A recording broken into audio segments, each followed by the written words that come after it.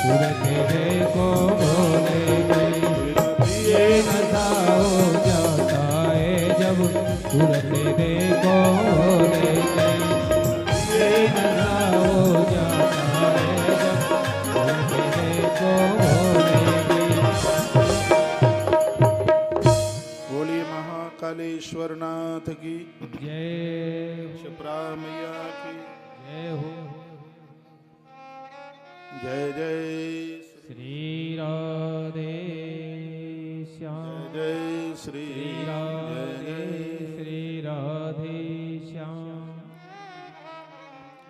हमारे मध्य में अंतर्राष्ट्रीय स्तर पर काम करने वाले सभी लोगों को अध्यात्म से जोड़ने वाले महाराज जी श्री जितेंद्र जी महाराज का उज्जैन से आगमन हुआ है। हमारी पवित्र व्यासपीठ से उनका बढ़ावा।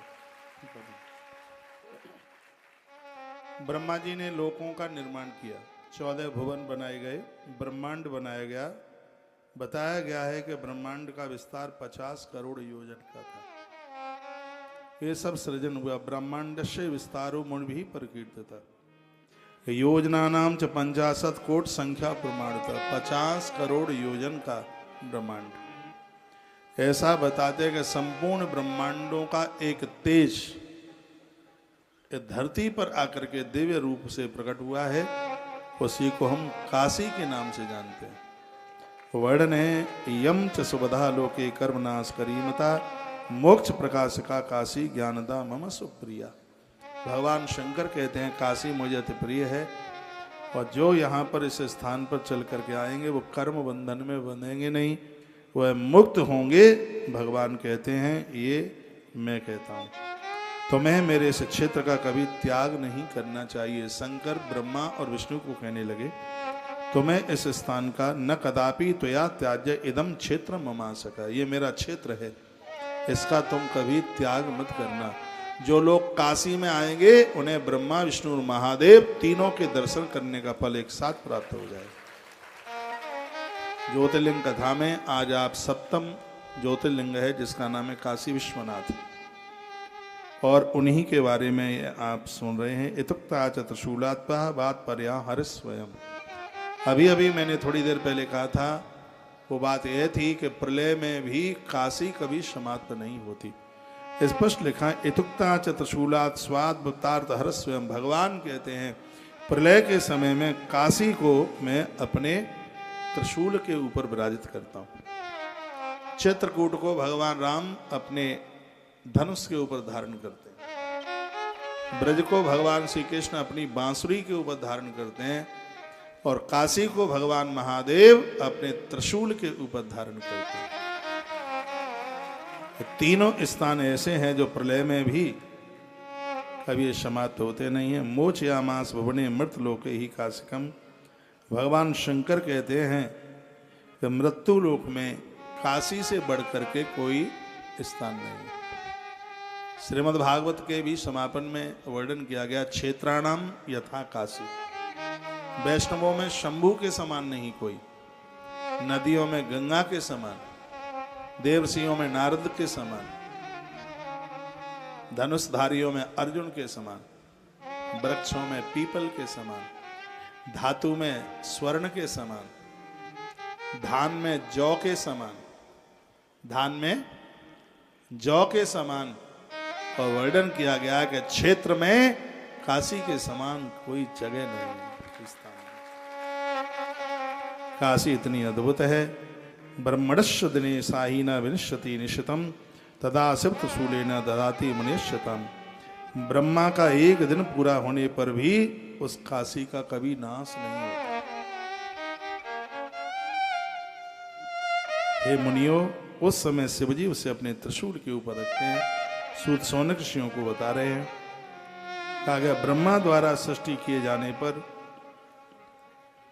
ब्रह्मा जी ने पूरा जगत बनाया, लेकिन काशी ब्रह्मा ने नहीं, काशी तो महादेव के तेज से प्रकट हुई। ऐसी काशी क्या सुंदर कहा गया। कर्मणा कर्षात शैव काशी थी परपठ्यते। काशी का महात्म्य सुन कर ही लोग कर्म बंधन से मुक्त हो जाते हैं। इतना अद्भुत महात्म्य श्री काशी का लिखा। कर्मणा कृष्णाशैव काशी थी पर पठ्यते।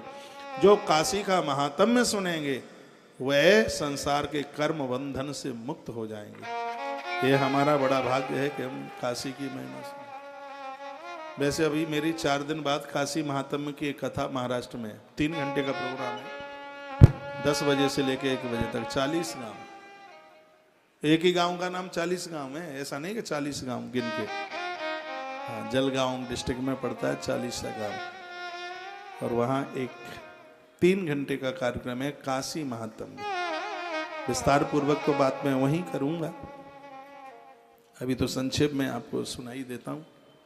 एक दिन में एक ज्योतिर्लिंग की कथा हो रही है तो आनंद और भी उसमें ज़्यादा आ रहा है। 20 तारीख को पंचवटी की महिमा नासिक से इस शाम को 4 बजे से 7 बजे तक। सुबह की कथा सत्संग टीवी पर है और शाम की कथा संस्कार टीवी पर है। दोनों चैनल आपके यहाँ आते ही होंगे, तो दोनों शिफ्टों में कथा सुनिए, बहुत आनंद होगा। और टीवी के सामने तो बैठ कर के लगता है कि महाराज तुम्हारे आंगन में ही बैठ के कथा कह रहा है। क्या अनुभूति ऐसी होती है, कोई डिस्टर्ब होता नहीं, बहुत टेलीविजन पर सुनने में बड़ा आनंद होता है। तो जो लोग नहीं आ सकते हैं टीवी पर सुनिए, जो लोग आ सकते हैं वो पधारिए। 21 तारीख को मुंबई पहुंचूंगा, 2 दिन आप वहां से गणेश जी के दिन आ रहे हैं, 10 दिन गजानंद के। गणेश जी की 3 सूंडें बड़ी प्रसिद्ध हैं, लंबी, टेढ़ी और मेढ़ी, यानी बाई, दाई और सीधी। जो बाई तरफ सूंड है वो दुश्मन का नाश करती है, दाहिनी तरफ सूंड है वो गरीबी का नाश करती है, और सीधी सूंड है वो कोर्ट कचहरी को समाप्त करती है, यानी झूठे केस लगे समाप्त करती है। तो 21 और 22 2 दिन वहां सुन लीजिए। कुछ भक्तों की चर्चा पूना से कर लेंगे। तारीख 24 निकल जाएगी वहां। 25 तारीख को गोपाल सहस्रनाम 5, 7, 8 दिन वृंदावन से सुना देंगे। तो वो गोपाल सहस्रनाम है जो भगवान महादेव ने माता पार्वती को सुनाया। मकान हो या वंश वृद्धि या हो फिर दुकान, गोपाल सहस्रनाम ऐसा है जो सबका बना देता है काम, जिसके वक्ता ही भगवान महादेव। अब के बार जन्माष्टमी पर आप वृंदावन से सुनेंगे। जितने भी इस समय सत्संग टीवी पर मुझे अपने अपने घरों में लोग सुन पा रहे हैं, हम 24 तारीख की रात्रि को 3 बजे से लेके और 29 तारीख की रात्रि तक, 30 तारीख की सुबह तक मैं वृंदावन में ही हूं।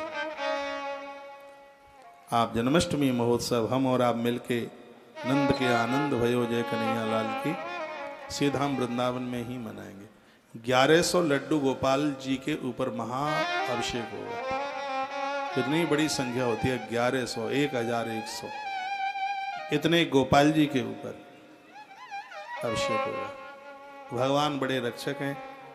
2020 में जिस मंदिर में हम नीचे अभिषेक जन्माष्टमी का कर रहे थे, 550 गोपाल जी थे, उन्हें निला रहे थे। रात्रि को 12 बजे आरती करी और जैसे ही पूजा करके बाहर आए, मेरे साथ गुरुकुल के लगभग 50 बच्चे भी थे। जैसे हम नीचे से ऊपर निकल करके आए ही थे, 2 मिनट नहीं हुई, पूरी की पूरी छत गिरी नीचे। हम सब के सब गोपाल जी ने बचा लिए, 2 मिनट का भी फैसला नहीं, सबका जीवन बच गया। भगवान गोविंद के प्रति हमारी बड़ी निष्ठा है, बड़ी श्रद्धा। कृष्ण अद्भुत है। अब मैं तो आपको महाकाल की कथा सुना रहा हूं, क्योंकि जिस चैप्टर पर मैं निवेदित करता हूं तो ऑरा वहां वैसा ही होता है, वातावरण वैसा ही होता है। लगना तो चाहिए कि कथा जो हो रही है वही देवता दिखाई दे सकते। आप पधारिए। मुझे राजस्थानी भाई बहन सुन पा रहे हैं। 30 तारीख को मैं, यानी 30 अगस्त को सालासर बालाजी, मूंछों वाले हनुमान, क्या कमाल है उनका, और ये बड़ा अद्भुत है। सालासर का बालाजी लड्डुआ भारी खाता है और बड़े बड़े चूरमा लड्डू भक्तों को निहाल करता है। सैकड़ों साल पुराना धुआं आज भी जल रहा है वहां, बंद नहीं। 30 तारीख को वहाँ मुलाकात होगी। 31 अगस्त, 1 सितंबर, 2 सितंबर जोधपुर के भाई बहन आप पधारिएगा। 3 दिन की चर्चा वहाँ होगी। 3 और 4 सितंबर उदयपुर में, 5 और 6 बड़ोदरा से 40 किलोमीटर आगे अहमदाबाद वाली सड़क पर, जगह का नाम मुझे याद नहीं है। 7 सितंबर अहमदाबाद, 8 और 9 मोरबी, उसके बाद वृंदावन आना, दिल्ली में 3 दिन का कार्यक्रम, उसके बाद रोज पट्टी चली रही है, हर साल का कार्यक्रम है और वो